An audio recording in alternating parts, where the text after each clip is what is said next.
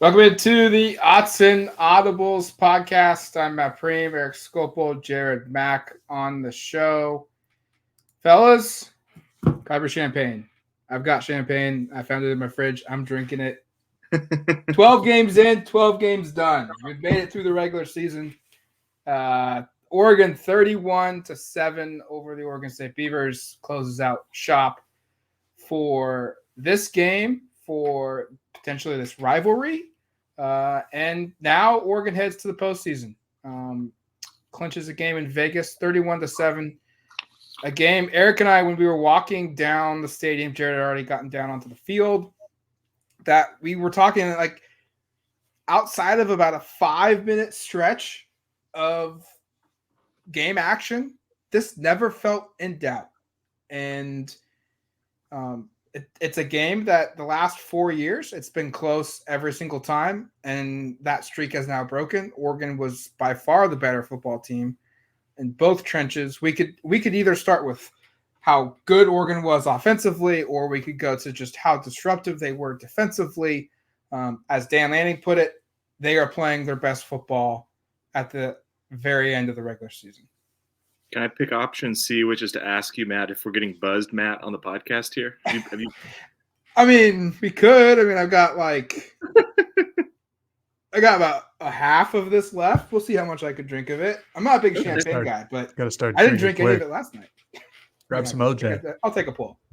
Oh, there we go. Look at this. Incredible. Somebody, Jared and I have both seen Buzzed Matt a couple of times, and I've seen maybe more than Buzzed Matt. This could be a fun show. It's also like midnight, so we're probably delirious anyway. I guess let's start on defense, just because a year ago we were on a podcast right around now talking about how the defense couldn't stop a nosebleed. There was a lot of criticism. It was deserved. Oregon State ran for like 268 yards, and it felt like all of them came in the last 25 minutes of the game. That wasn't the case here. Oregon dominated the line of scrimmage on that side of the ball. 53 rush yards. They held Martinez under, I think he finished with, 43 or 42? 38. 38. That's just damn impressive, right? I mean, I was looking through, and we talked about this throughout the week here with Oregon State's run offense, and you go through it, third in the conference, averages close to 200 yards per game on the ground, hadn't been held below 131 all year, hadn't been held below about a 4-yard per carry rush average once this whole season. Oregon clamped him down. Like, it was not a game where much of anything got going. Timmy Martinez is an absolute hoss. He's not easy to bring down, but 13 rushes, 38 yards, less than 3 yards per carry. Like, sign you up every day of the week for that. And I thought this team came out kind of hungry. I think they should have been hungry. There's a lot of reasons to be. So much was on the line here.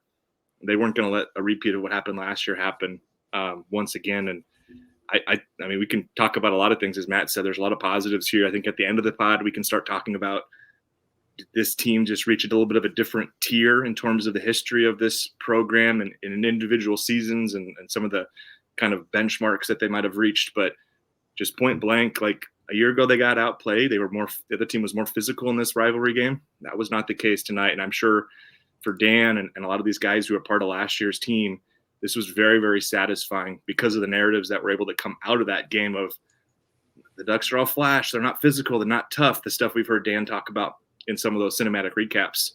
A lot of those conversations started in part because of last year's game in Corvallis. You can't have the same conversations after today.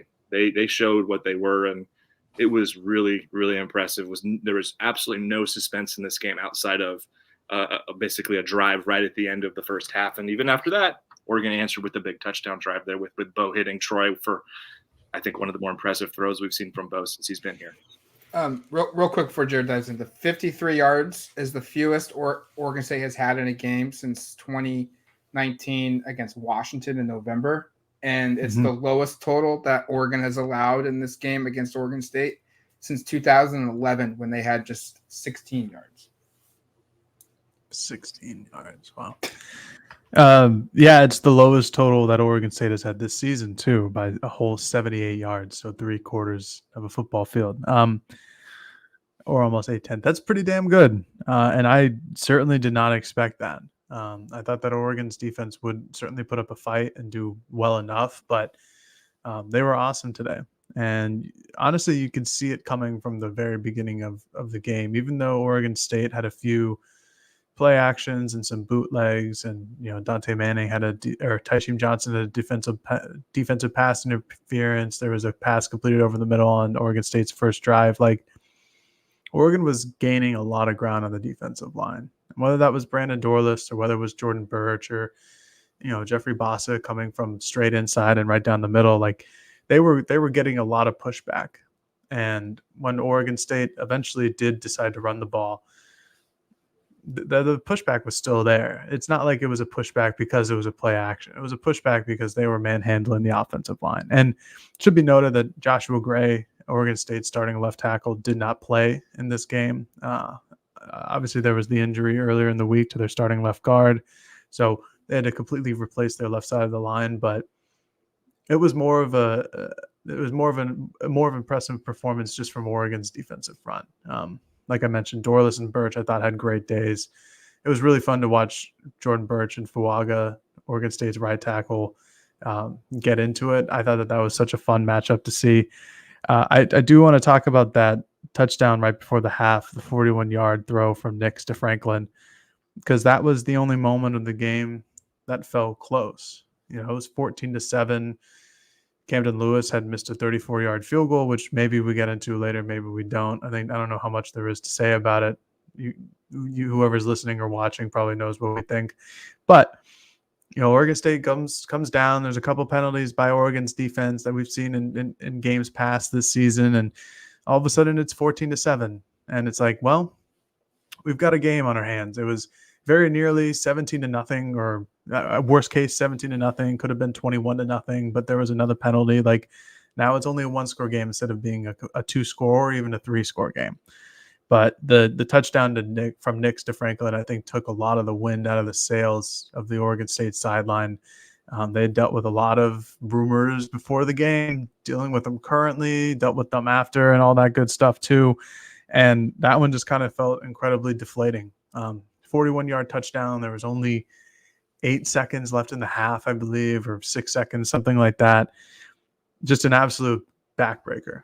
And from then on, it was just complete domination from Oregon. We talked about it all week on the podcast of getting the Beavers into second and third and long, and that's what Oregon did today. And DJ Uyunglele is not good enough to carry an entire team by himself, unfortunately, even though I love the kid, like I talked about. They were 3 of 11 on third down.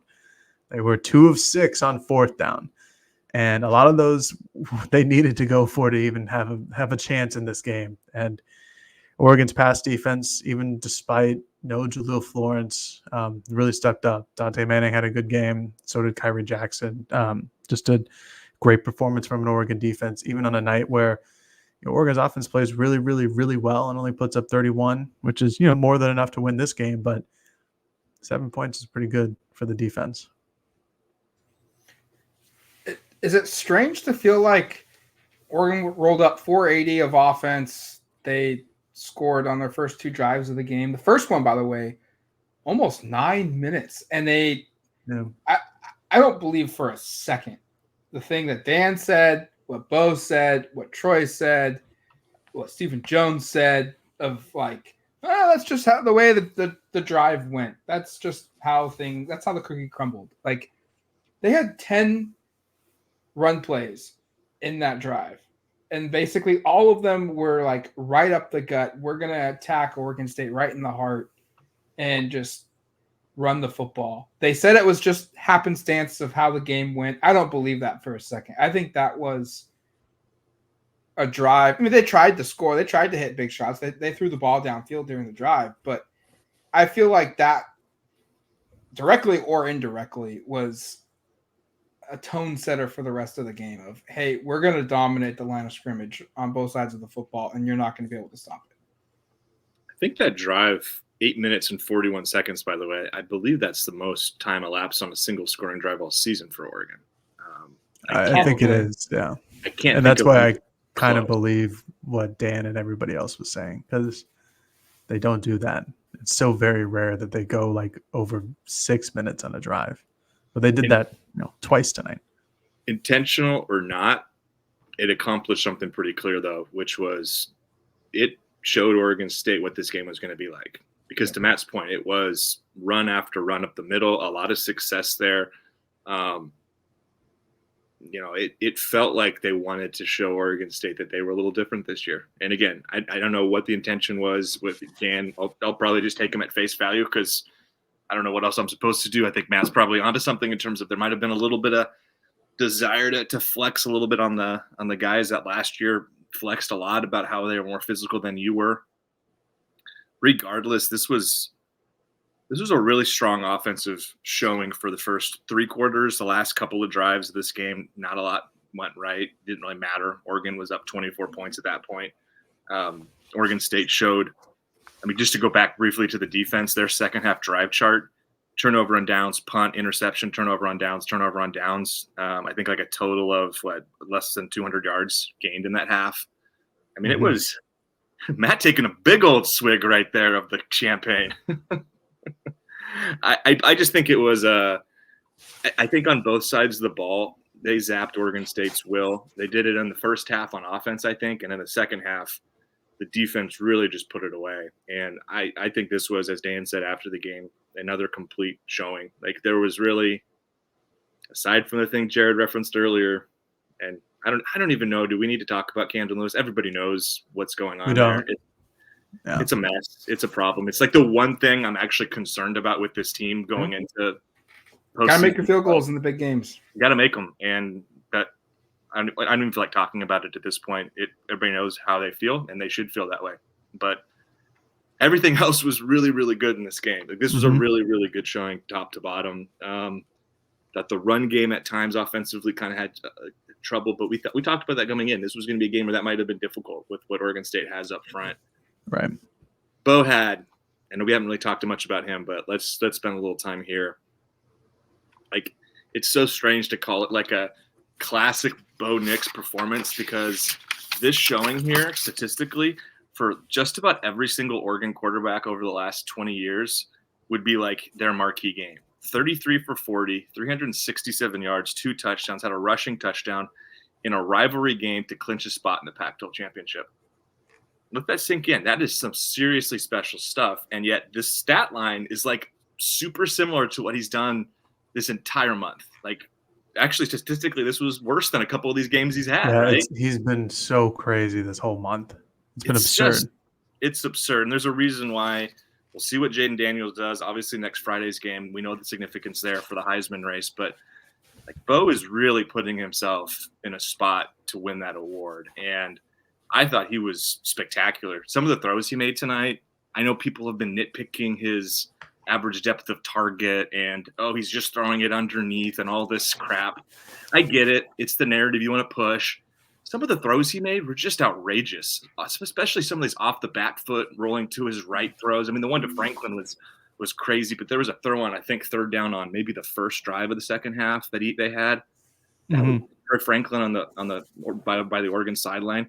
That was just nutty stuff. He's rolling out and doesn't even really get a chance to plant and just throws an absolute BB across his body almost over to Franklin. These are awesome wow throws, and he had several of them tonight. So I don't know if I can call this the best Bo Nix performance of this season because there's so many to pick from. But honestly, you could. You could, but I wouldn't. Right. No, I wouldn't. He just threw for 400 yards and a half against Arizona State with 6 touchdowns. Yeah, exactly. I know that's against Arizona State. It's not as big of a game, but just sheer numbers. It's not. But damn, was it another great performance. I do have the updated monthly stats for Bo Nix if you guys would like to hear them. Perfect. I did this after the Arizona State game because it was crazy then. It's still crazy now. 5 games. So I'm adding the Utah game in there. 5 games, 1,816 passing yards, 18 total touchdowns, 1 interception.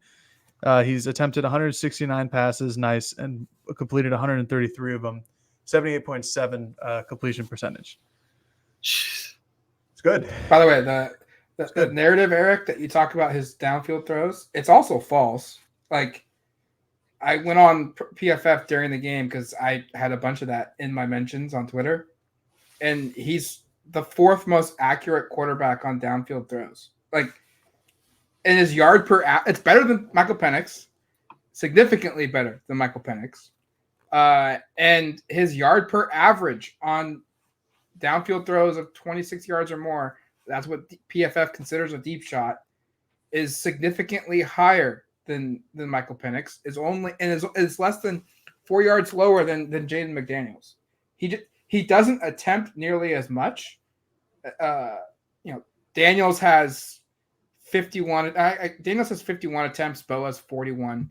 Penix has 84 attempts, 26 yards or more. So crazy. But he completes a higher percentage of them, and he has a better big play rate than those guys.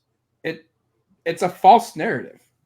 He just doesn't need to take 7 shots a game downfield, 26 yards. Again, tip the cap. I think he's playing himself into a position here where it's going to be really hard not to give him the Heisman. And, of course, next Friday is going to determine it. And Jaden Daniels might throw for 500 yards, and LSU might club Texas A&M tomorrow, and we'll have more conversations. But he won't play on next Saturday, though. I was just going to say, he won't have a chance to improve his standing after Saturday's game. That's going to be his last chance. And Bo will have a chance on a massive stage with everybody in the country watching, because Oregon versus Washington is going to most likely be a play-in game for the playoff. Like, it's possible that a team gets that the winner gets left out in some sort of weird scenario where everything breaks wrong for Oregon. It's possible. Right. But the odds are I think the odds are better than probably 75%. I haven't checked ESPN's predictor on that yet, but the odds are pretty high that's the case. And if he goes out and does something similar to what he did right here and what he's done this whole last 5 games, like Jared ran through the numbers, it's going to be really hard not to give him this award, in my opinion. Certainly. Yeah, I mean, he's just been phenomenal. He also broke the single-season completion record. That was a record held by Marcus Mariota up until today of 305. I don't know what pass that was, so now he holds the lead and likely isn't giving it up. There's one more quick thing on the next thing before I get into something else. It's hard for me to like ding the offense that he is in and the playmakers that he has around him. Like, yeah, there's another game with a lot of yards after catch, but what fault of that is Bo Nix's? He's throwing it to the open guy, and the open guy is running down the field. Like, it's not his fault. It's the equivalent of throwing a 30-yard pass, just 24 yards fewer in the air. So I think it's silly to begin with, but that should be a fun little discussion as we continue going on this line. It's going to be one. It's going to be brought up a lot. We know it. So yeah, no, to say the least, it's going to be there. I just wanted to talk a little bit about the receivers, specifically Tez Johnson and Troy Franklin. Like, Tez is his last 5 games. I mean, I think this is just probably goes a little hand in hand, little correlation, causation effect with how good Nix has been is how good has Tez Johnson been. And Oregon has really figured out how to use him more effectively the last couple of games. Like coming into tonight, I think his monthly average was like 128 yards a game. And tonight he finishes with 137. And he's at 805 on the year with 9 receiving touchdowns. Like, he's only 5 behind Troy Franklin, which sounds crazy because Troy Franklin just broke the single season record last game and broke the career record tonight with 25 touchdown catches. But Tez is working his way up there, and it's going to be difficult for him to finish with 1,000 yards this season. But he only needs 195 more. And I'm not saying that's impossible, but we'll see how it goes. It's probably not likely, but even still, he has really flourished in the last month, as has Nix. And then Franklin is still just doing his thing. 9 catches for 128 yards. Almost feels like a little overshadowed because it was only one deep ball, the 41-yarder before half. And obviously that was an incredible play, but he was still just dominant out there today. And I just thought the offense is, again, firing on all cylinders. I think there were moments where they could have scored more in the second half, but, it's always good to get Ross James some reps and see what he has left in the tank as one of the better punters in the country. At least statistically, doesn't qualify because he doesn't punt enough, which, sorry, Ross, but they just score the ball too damn much. That's not your fault. Just overall, I thought this was a very complete game, very, very, very similar to what Oregon did at Utah. And in terms of stopping the rush, playing really great defense, getting out to a good start, and just dominating the other team to the point where the second half is just useless. Can I read? I just did what Jared did with Tez Johnson's 4-game log here. Mm-hmm. Last 4 games, and I did this on my little stat sheet here. I'll show you. I did my work. I'll show you my work. Real math, nice, proud of you. Yep, I had to write it out. Couldn't do it on my head. Too many games, too many numbers. Mm-hmm. I came to 36 receptions. This is 4 games. 36 receptions, 523 yards, and 5 touchdowns in 4 games. Yeah. I mean, he was averaging 100 yards a game coming into the last 6. I mean, so it's just ridiculous. I mean, this is as good of a stretch, by the way, as any Troy Franklin has had this year. Troy's just been extremely consistent, but yeah. And I actually had 15 catches in the first 4 games. Yeah. One thing 15. I was going to say, I think Jared, though, after tonight, I think he's actually really close to 1,000, isn't he? Because you have to add the one. He was at 805 after the game. 942 per the official stats by Oregon. I think the 805 was before tonight's game. It's 940. I'm literally looking at the stats that Nate sent out. 942. I think he's going to get it. And I think Jared, Matt brought this up weeks ago for that. I believe this will be the second duo in school history to go for 1,000. Can you guys guess how many catches? So Troy Franklin has 77 catches on the year. How close is Tez to Troy Franklin? He's got to have like 60 now, right? 70? I just looked because I just had it pulled up. But what he has 70 catches. In a matter of 4 weeks, he's gone from like, oh, wow, like he's probably going to be like a 50 or a 45-yard reception or 40 reception guy to maybe 800 yards to he's going to be over 80 and probably over 1,100 yards. There's a chance that Troy and Tez have like 2 of the best 4 receiving seasons in school history together this year. I was like a month ago, I said like Tez could have a chance to break what was the single season record for receiving yards. Yeah. But Troy was going to break it so he wouldn't get the actual acknowledgement. Right. And then I think I think it was Zach Neal during the game brought up another question like, what if Oregon finds a solid quarterback or Ty Thompson is the dude next year? And next year, could Tez break Troy's career touchdown reception number? I mean, he's got 9 touchdowns. The number's 25. Right. That's like, I mean, it's if he gets to 12 this year, he could. Yeah.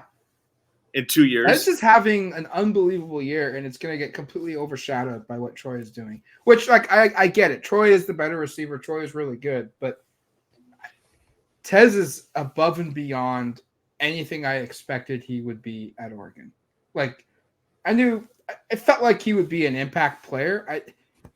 I certainly felt Chris Hudson would still play, and he's just completely eliminated Chris Hudson from the lineup and has not only become like a reliable starter, but is producing one of the best years ever at the position.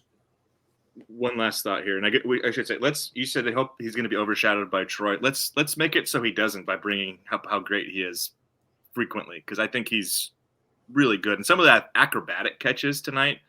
Yeah. The juke moves that he had. Oh, the juke moves on that one were my last thought is like, it's going to be really interesting to see what the all-conference teams look like at receiver now. Troy's a lock to be on the first team, I have to think. I mean, statistically, he's having as good a season as anyone in the country. Obviously, Rome Odunze's up there. There are a lot of really good receivers, but if Tez Johnson finishes with 1,100 yards and 11 touchdowns, like that's going to be hard to not at least have him on the second team. And this is a conference that has a lot of guys. So, yeah, Oregon has two of the better receivers. I mean, I remember the narrative we had, and I think it's still true. I think Washington has better depth overall at receiver. But that conversation about how it was like they had three guys, Oregon's just got Troy. Like, no, like Tez is like on par, at least in terms of a college player, because obviously he's very undersized and he's not Jalen McMillan or Jalen Polk physically. But he's a heck of a number two. He's productive. Yeah. Yes. No, 100%. And it's, I mean, like 12, 7, 6 catches, all the numbers that we went through in the last couple of weeks. It's been incredible. And he was, again, really great tonight. I just wish he got into the end zone twice, because then my prediction would have came true. But it's kind of what I thought would happen. But Troy still got his, and he's still 8, which is, again, not to diminish anything that Tez is doing. It's just like Bo now has these two, like on paper in the last couple of weeks, like unstoppable weapons. And I think that's, again, why this offense has seemingly turned a corner, even though they played so well all season long, that they're like this pass-heavy, pass-friendly, pass-happy team in the last couple of weeks. And Bo Nix is just racking up the stats. But it doesn't feel like stat patty at all. It doesn't feel like they're forcing anything. It's just these guys are always open. At least one of them is always open. And Tez obviously does really well in the middle of the field, while Troy is more like the sideline deep threat guy. But it all works. And then you'll have the occasional Gary Bryant. Like this offense, Will Stein has just done an incredible job with. And if you're Oregon, you're praying to a lot of people that he does not leave this offseason, because he's worked wonders. And for as really well thought out as Kenny Dillingham's offense was last season, like with the improvement of Bo Nix over the offseason and the addition of Tez Johnson, it would have been fun to see Kenny Dillingham with these types of weapons as well. But this has just been a lot of fun, and it's just humming on all levels right now. Oregon is the only team in the country to score 30 or more points in every single game this year. That was Nate Kruger of Oregon's SID tweeted that out today. And it's just not surprising. I mean, it's almost like you're a little bit surprised that they haven't scored like almost 40 in every single game, because of how easy it can be for them. Like, and they can win in a variety of ways, and that's the most important part. Is like they can win 31-7 and absolutely put on a defensive clinic against Oregon State or against Utah, and then against Cal they can put up 60 points against a Power 5 team and not even break a sweat. So another just really impressive win. This is the 4th time in program history the Ducks have won 11 games or more in the regular season. I told Eric this stat when we were leaving the press box. The only other times that they've done that, 2010, they made the national championship game because they went undefeated, 12-0. 2014, they made the national championship that year. And then 2012, which you could argue is maybe the best year ever, or the most talented team Oregon's ever had. Yeah. They just lost once to Stanford and won a BCS game. This season now officially, in my opinion, I think Eric would probably agree. Jared, you can give your opinion because we talked about this previously, but off air at least. But this year has now officially crossed that threshold of it's a good year to now a special season.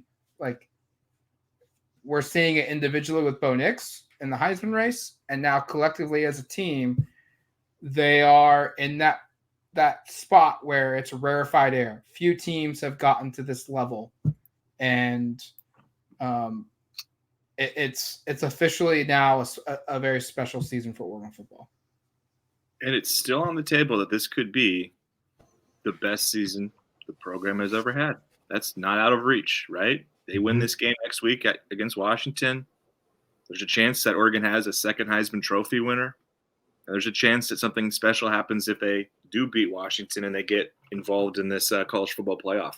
So, yeah, no, I don't think there's any question. Through 12 games, though, as Matt ran through, this is as special a start to a season, and actually what a fun exercise might be, and maybe something I look at doing this weekend is kind of comparing and contrasting some of the the figures offensively or defensively, like which offense was better, which defense was better amongst those kind of 4 banner seasons that Matt just ran through, the 09, the 12, and the 14 season, and just compare and see where 23 stacks up, because my guess is that this year is probably going to be surprising to folks to see just offensively where this is at. And off my memory, I got to think statistically this is a better defense than probably all of those teams. I don't know. I'd have to go back and look through it. So, yeah, I agree. This is a win here. Really kind of sets them up here for this year to be looked at as something really special. And again, that's what makes Friday's game next week so much fun, is that if they can get revenge for a second straight week against a team that's kind of had their number a couple of times, there's a lot on the table. There's a lot on the table left here, and I think Oregon fans should feel really, really good. We'll see what tomorrow, or I guess later today, brings. It's now after midnight here in Eugene, regarding what Washington and Washington State do and how that game plays out and kind of what indications that give for where the Huskies are at. But I'm anticipating Oregon's going to open as a 4, 5, 6 point favorite on a neutral against Washington. I don't know. Maybe it'll be more, maybe it'll be less, but I got to think it's in that like 4 to 6 point range, because ever since this game in Seattle, Washington hasn't lost a game. They've won all their games, and that's really commendable. A really resilient ball club. Oregon really, really hasn't been tested. The game that was probably closest to being tested was USC, and that was a 3-score game midway through the 4th quarter before Caleb Williams and USC made some outrageous plays to put a little bit of a lipstick on that pig and make it look a little closer than it was. Because that game, I don't think, was ever truly in doubt, even though there were a couple of moments at the end there where you're going like, oh boy, is this going to be more interesting than it should? So special run here, especially after Seattle. Yeah, I won't put any like title on it yet, because there's still opportunities to achieve more. And I certainly think it's, I mean, at least in my time paying attention to Oregon, the most talented top to bottom team that they've had. And I think it's kind of impressive to think that, after another off season of Dan and getting players that he wants, like, not that they could be better, but they could replicate this. This is a replicable system that Dan Lanning and then his Will Stein and Tosh Lupoy have implemented here. But I won't put the title on if they're the best team in program history or anything like that, because they still have to. This is going to sound like message boardy. They still have to win something. They still have to win a Pac-12 championship. All those other teams that we listed did. They all went to the playoffs or to the national championship. Like, yep. This is fundamentally and statistically, it's going to look like one of the best teams in program history. And, for the real fans, they'll go back and in 10 years, they'll remember this team regardless of what they do for how good of a regular season and season it is so far. But still got to win Friday in Washington if they want their names on that plaque. And after that, they could have their own plaque. But in order for them to be on that same page, they have to win on Friday. And it's going to be a hell of a game. And I can't wait. I wish I was going, but, budget. And but I'm excited. It's going to be great. And Oregon will certainly have the opportunity to put their name on that plaque as one of the best teams that ever suited up in Eugene and played under the Autzen Stadium lights. But Friday is where it matters. Yeah, Jared's right. Like, if Oregon goes out, I don't want to end it on a doom and gloom, but if Oregon loses that Friday game, like they're gonna get talked a lot about, and because they are playing like the best one. I'm not gonna say the best, but one of the best teams in college football and a clear playoff team. But if they don't win on Friday, doesn't matter. It doesn't matter, and that's college football. It's a failure of a season. You lost to Washington twice. And I don't know if failures. It's tough. We talked about that on the mailbag on Monday. Yeah. It's hard to be a failure of a season and go theoretically in the situation 11-2. Yes. Like, that's still a pretty good season by my means. But again, the plaque. Plaque. Yeah.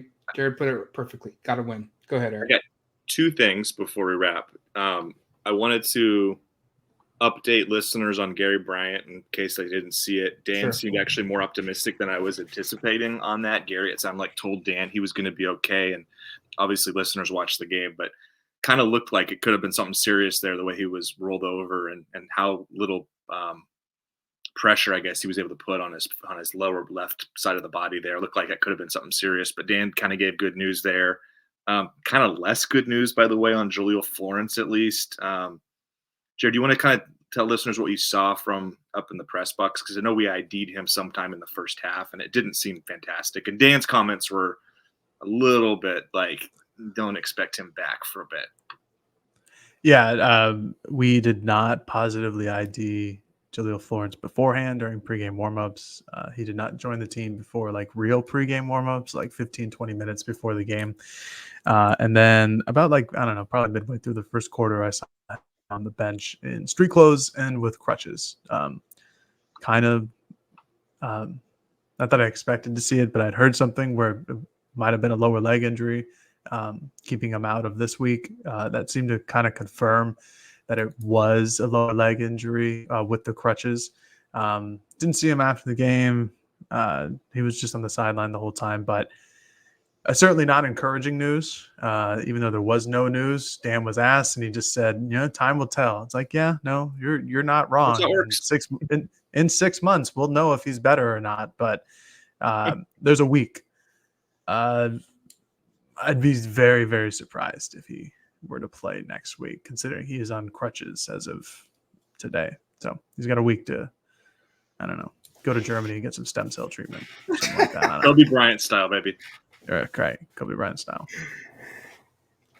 All right, it's going to do it for us from a post-game edition. Celebrate, Duck fans. They beat Oregon State, but as Dan Lanning put it, they've still got work to do. They still have unfinished business, as he said. Washington waits for them in Vegas Friday night from Allegiant Stadium.